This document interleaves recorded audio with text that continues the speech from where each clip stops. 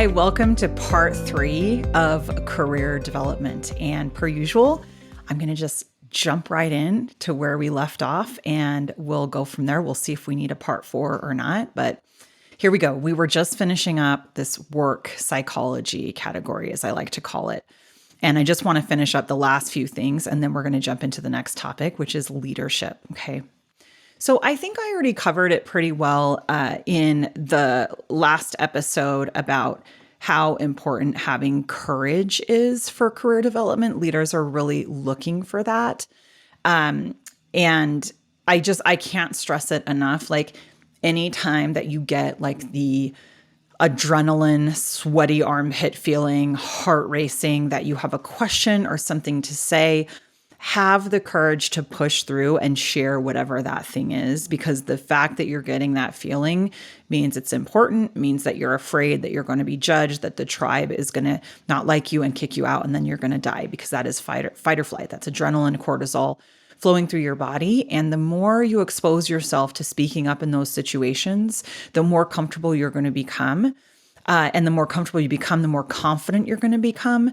And the more you speak up in those situations, the more you're going to start to get noticed, and it's going to help your career, regardless of what your idea of career development is. It's going to be helpful. You're going to learn more, all of those things. Okay. So courage is key.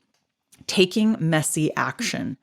Gosh, I love this term so much. I know I've mentioned it previously way back in the beginning, taking messy action. This takes courage. So this is the cure for procrastination and perfectionism. And procrastination and perfectionism are really super linked, and they're always rooted in insecurity, right?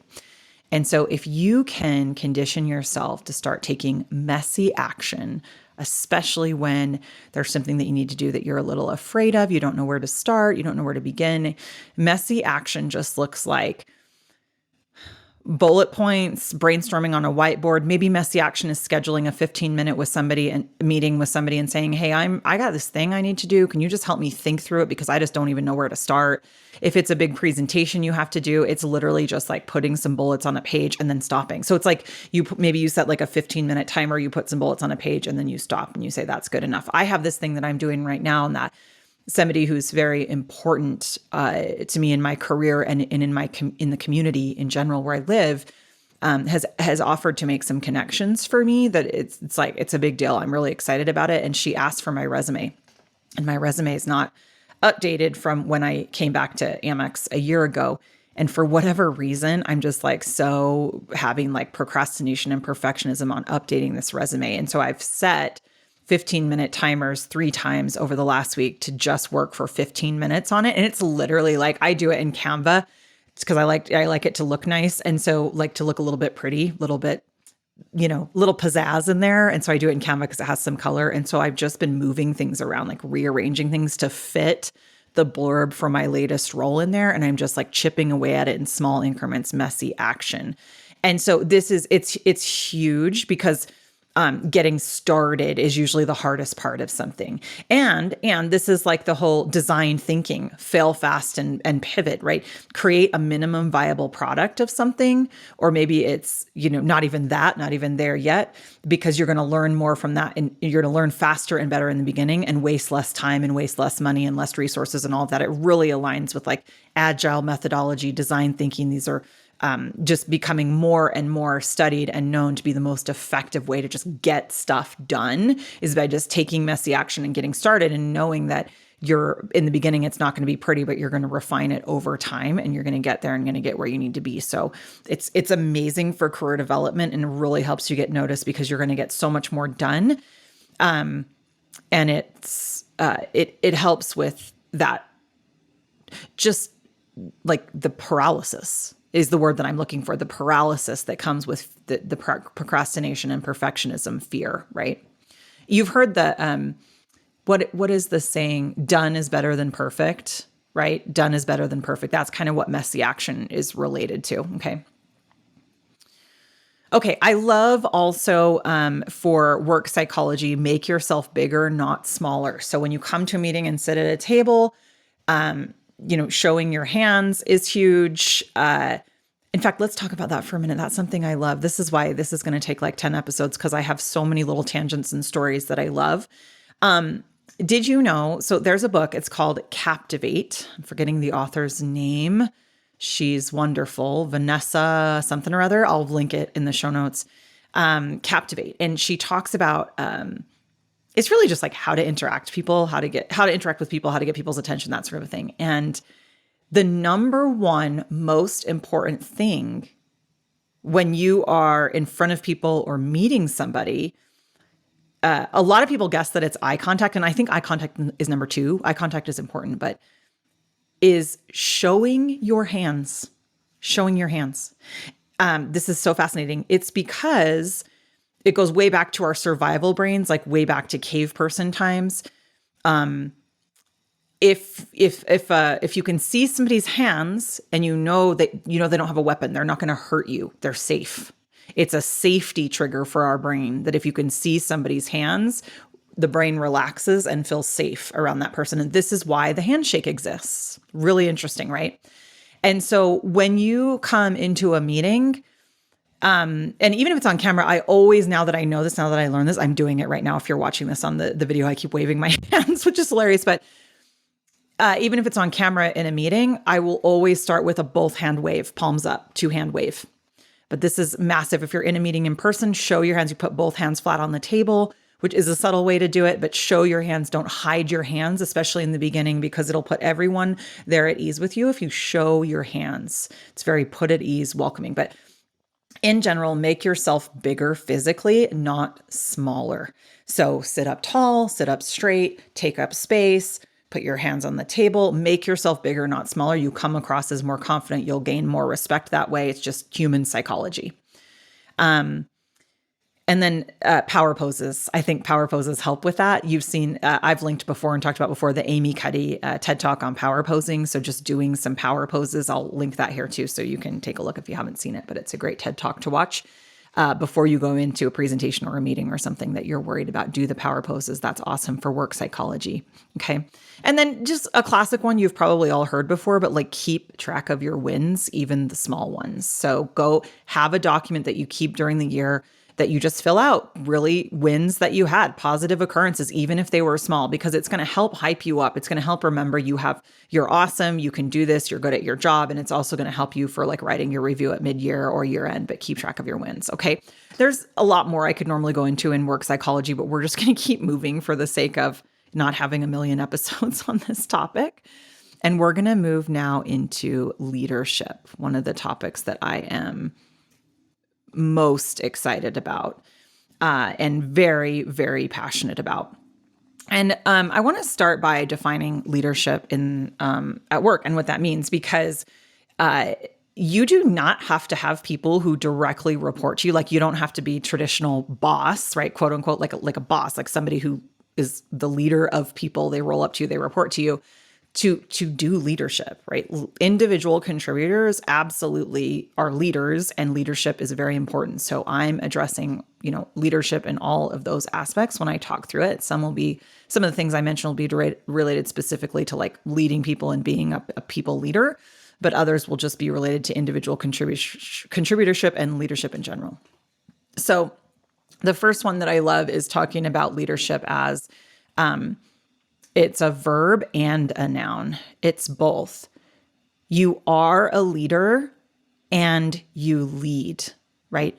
And this is important because one of the most important things as a leader is remembering that you are a leader, because when you become a leader, and this could be like leading people directly, or it could be the leader of a project or the leader of a small meeting or a group, people listen, and they listen and they hang on to your every word, especially in larger groups. And so your words really start to matter more when you're in any kind of a leadership position. And so that's like, I almost want to like quote the Spider-Man thing, with great power comes great responsibility, but I don't mean to sound cheesy. Leadership is not about like power by any means, we're going to actually talk about that, but it is a position where people are now listening. And so reading the room, knowing your audience, knowing that people are listening and hanging on to your words, I think is really, really important.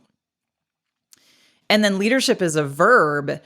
To me, and in my mind, the best way to describe leadership is service. Leadership is service, especially if you are the leader of a team, like you have people who work for you and report to you. Your job is to serve them. Your job as a leader to that team is to try to make their jobs and their lives as easy, as fun, as exciting, as motivating as possible. I really believe that. Some people might think that's controversial, but I think good leaders really embrace that. And I just heard on a Lewis Howes podcast, The School of Greatness. I can't even remember who the guest was, but I heard him say this just today, and it was so powerful and so true that when you are the leader of a team, if something goes wrong, it is your fault. You take accountability. It is your leadership and it is your fault. If something goes great and amazing, you give that credit to the team. It is because the team worked hard. It is the team's fault. Fault is the wrong word, I know, but it'd be that the thing went well. And that, I really believe, is how good leadership works. Now, let's be clear. That doesn't mean that you have no boundaries, that you work around the clock to make those things happen. You can still have boundaries and be a good leader. The key there is to share your boundaries with your team. Tell them what your boundaries are. My team knows that I don't take meetings before 10 a.m. I've shared that with them as a vulnerable, scary thing for me to share. It creates safety for them to have boundaries when you share your boundaries. And they will respect and understand your boundaries when you share your boundaries and you're vulnerable with them. So leadership, the verb is service. It truly is rooted in service. So I love that. Listen more than you speak when you're a leader. That's really important. Don't be afraid to learn from, if you're like, a direct people leader, don't be afraid to learn from the folks who report up to you. Most times they know more about their processes than you do, and that's okay. A lot of us put this pressure on ourselves as leaders to know all the things that our folks on our team do because we feel like they won't respect us or think we're a good leader if we don't totally understand their process. That's not it at all. As long as you are willing to learn from them and listen to them, they will have respect for you. And if they don't, if you're doing all those things, you're serving, you're listening, you're working to learn, and they don't respect you, that's their issue, not your issue. That's something that's going on with them. And they might be sitting in that bitterness that we were talking about in the last episode. So listen, don't be afraid to learn from them. You don't have to know all the things. Your job as the leader of that team isn't to be an expert in every single person's job. It's their job to be the expert in their job.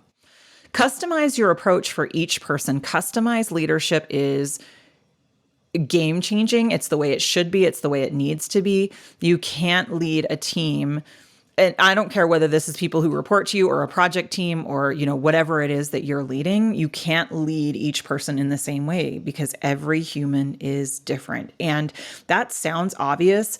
I see this very, very often, leaders leading with a blanket general approach when people are so incredibly different. And this motivators assessment that I talked about in the last episode really is a game changer here. Having the folks you're working with, knowing what motivates them at work and how they like to be led, how they like to be led and how they prefer to be recognized. All these things are so important and so critical. And if you can't do the motivators assessment with people, just ask them, just have a conversation with them, talk to them.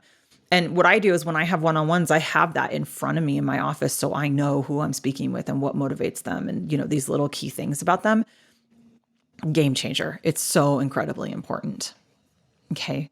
Let's talk about influencing without authority because that's a big leadership trait that companies and leaders, hiring leaders look for. Influencing without authority.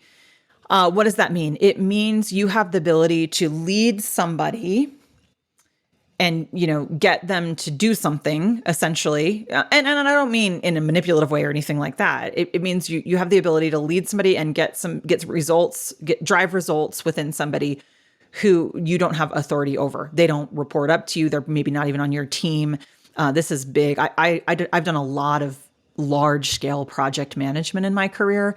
And this is a really big thing because you'll have folks way out over here in this department that has nothing to do with your project, but there's like an impact on your project and you need them to get something done by the deadline and they could care less. Like they don't, but you need to work with them and get them to get the thing done on time, even though they have like no connection to you or there's really nothing sort of in it for them, if that makes sense.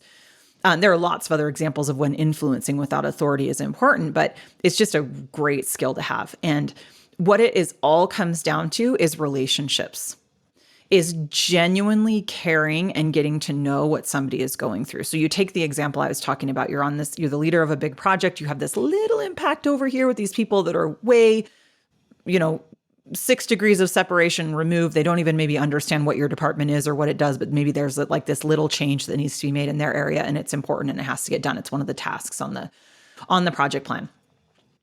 If you can simply, rather than just like sending a million emails and explaining it via an email, right? You could maybe start via email if it's really simple. That's fine. I love an email over a meeting, any day. However, if you're not getting a response, there's something going on there, right? And probably that person is drowning. Like a lot of us are. That person is probably very busy with competing priorities. They don't know your name. They saw it. So they kind of like didn't pay close attention to your email. This is really common. Nothing wrong with them. We all do it. Happens to all of us.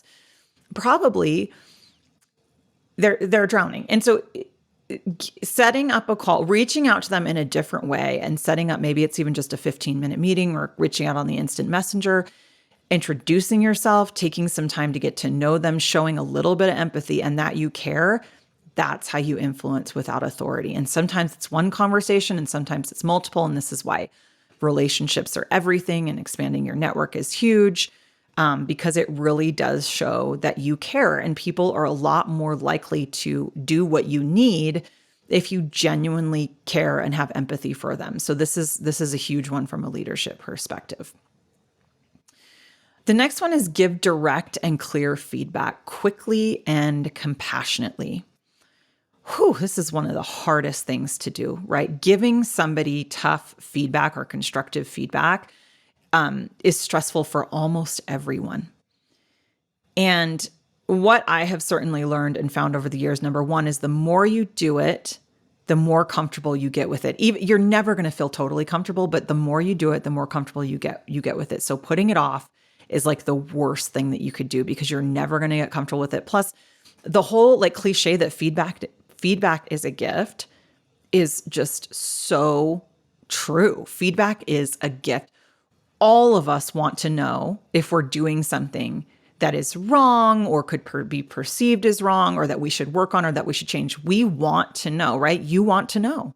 If there's something you're doing that if you changed it could help your career, could help your performance, could help other people, feel better, whatever it is. You want to know that. And we have to remember that as leaders, so they really do want to know. It's a gift you're giving them, even though it's stressful to do it and it's hard for them to hear a lot of the time. And what I have found is doing it real time, if you can, is much more effective because then it comes across as less of a big deal than like waiting for your next one-on-one meeting, that sort of a thing. Just doing it really quickly.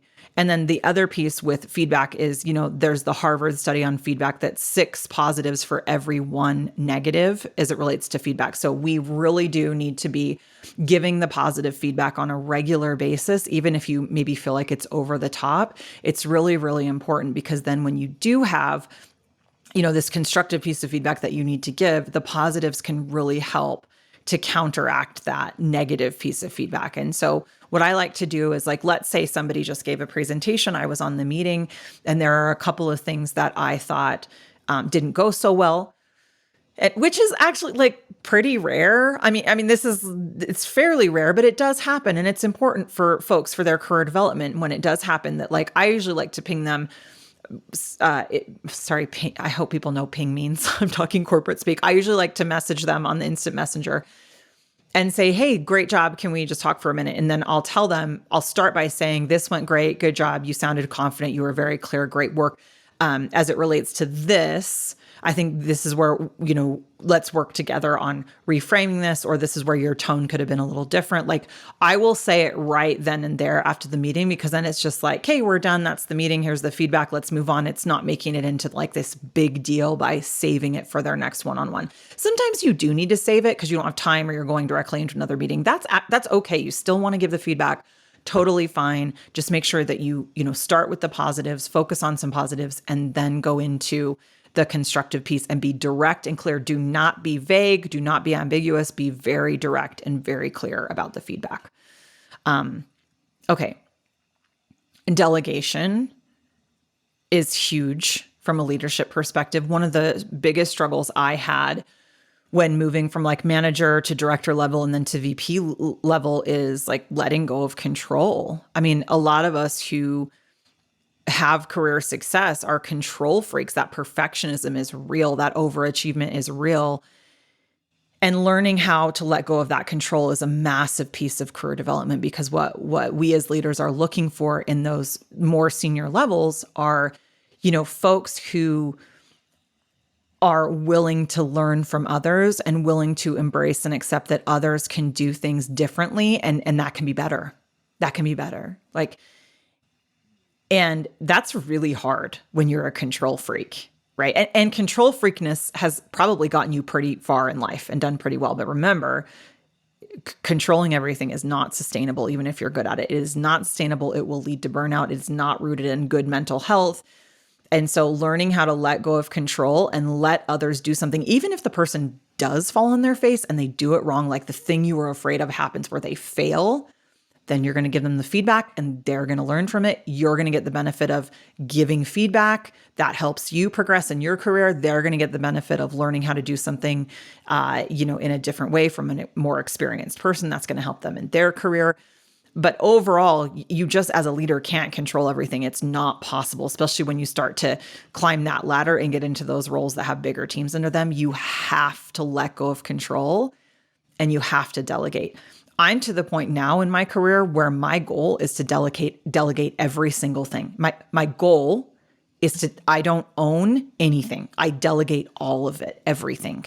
And it's a challenge for me. And every once in a while, there's something that's like really big or really important or really fast deadline that I'll just take and own, but it's rare. And I even challenge myself in those cases to delegate every single thing to my team and then act as that leader as we work through that. Do not micromanage is big. I think that relates to letting go of control. Micromanaging is a result of the control freakishness. People who can't let go of control tend to more be micromanagers. And it is very, very rare that somebody likes to work for a micromanager. So just check yourself, make sure you're not doing that. I love this one.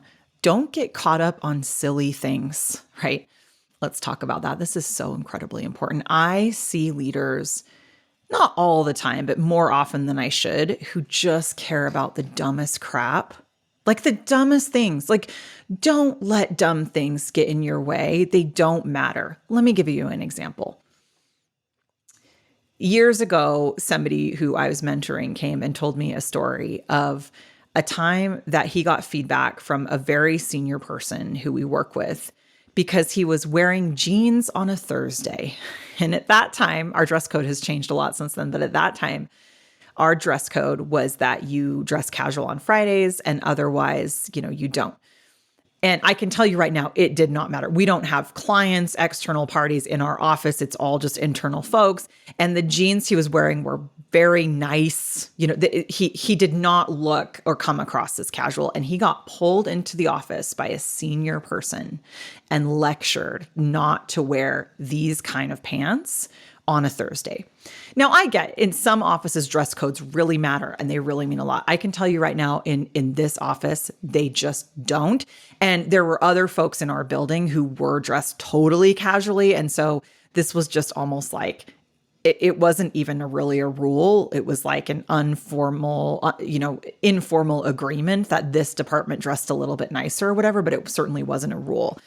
And to this day, that person just can't stand that other person as a leader because this person is a high performer. They were really busy right at that time. and just to be pulled in for feedback on something that doesn't matter. Like, don't focus on the silly things. And this is not just if you have direct reports. This is anybody. Like, stop paying attention to what time your coworkers start and leave or how long they go to lunch. Like, let it go. If you are that person, if you are upset and obsessing about what time your coworkers are starting and stopping, I don't want you on my team. Like, I'm just going to be very frank. Like, one of my worst things is, okay, let me actually caveat that. I don't want to get into too much trouble for saying that. If you're struggling with that and you're willing to work on it, I absolutely want you on my team. Okay. We all have things that we get hung up on from traumas resulting early in our life, right? That like I want you on my team if you're willing to work on it. But I will say one of the things that is like leaders' biggest pet peeves is somebody coming and like saying, well, this person is starting at this time and leaving at this time and their lunch is this long. And like, now, if you're in the type of job where it does matter, like you clock in, you work a certain hours, you clock out, and somebody is abusing that, like legit abusing the way that your job's structured and supposed to work, then I think it is important to tell your leader. And I, as a leader, would want to know that. I'm talking about the type of work environment where, it is more flexible. Folks don't clock in and clock out, and you're just like paying too much attention to somebody else, right? That's the type of thing I want you to really notice and have awareness. And like, if you were somebody on my team and you were doing that, and I would say, try to notice it and let's talk through it. Because the truth is everybody's situations are just totally different. And you don't know what's going on with that person, and you don't know what, maybe they're crushing their job. Maybe they're doing amazingly well and a top performer. They just work a little bit on a different schedule than you. Like, I can remember, so when I was very first starting out, I think I was like in my like 20 or 21 at Amex. I can remember judging others for when they came in and when they left. And I wasn't even in like a clock in, clock out job. I was a 21-year-old who was just married. I didn't have any kids. So it was like really easy for me to schedule my things around work. So I can remember judging people for scheduling like dentists and doctor's appointments in the middle of the day. And like, I can remember judging a man I worked with who had 5 kids for like leaving in the middle of the day to like take his kid to the dentist. I was so naive. I knew nothing, right? So I was a little harsh before when I said, if you're fixating on these things, I don't want you on my team. It's not that. I want you on my team if you're willing to work on that. If you're somebody who's willing to open your mind and question yourself, is like, why am I obsessing with how my coworkers are acting or what they're doing? That is rooted in you and how you feel about yourself. And like for me on my journey, I learned a lot about myself on my journey. This is just the whole like know better, do better, learn, self-awareness. And I figured out how to improve on a lot of my insecurities. And now that I have, I still have some, I still have insecurities. I always will. But now that I've worked through a lot of it, I don't see myself judging in those ways. And this is like a little squirrel moment, but same for me with body image. Like I can remember when I was younger, I struggled really badly with my body image, right? And I can remember judging people what they wore. I can remember making comments like, oh, I don't know if she should be wearing that. Like, just horrible comments. And they were all rooted in my own insecurity about my own body. And so having this awareness, like in our jobs, like when we're judging others at work, just know that's rooted in how you feel about yourself. And so if you are like monitoring your coworkers when they start, when they stop, or judging them, it's probably more related to like something in you. Maybe you're unhappy with your job, or you don't feel valued, or you feel like you're working all the time around the clock and you're not getting valued for it, right? But maybe the solution is to be more like your coworker who has boundaries and starts and stops and takes a lunch, right? Maybe that's your solution, not for them to be more like you. This is just really important realization, and it will really help your leadership and your career development to have that awareness, right? Okay. So that was like the don't get caught up on silly things piece. Okay, from a leadership perspective, diversity is key. It is critical. make sure that you are surrounding yourself with folks, whether it be people you hire, people, on your project team, that sort of a thing, where you can control it. You don't always have control with who you're surrounding yourself with, but where you can control it, get opinions from diverse perspectives, right? Bring people who are different from you, different from each other, whether it's culturally or career experience or what, where they grew up, even if they're like similar in race or, cultural background, maybe they grew up in two different countries or states or whatever, just diversity in all the ways that you can think of it.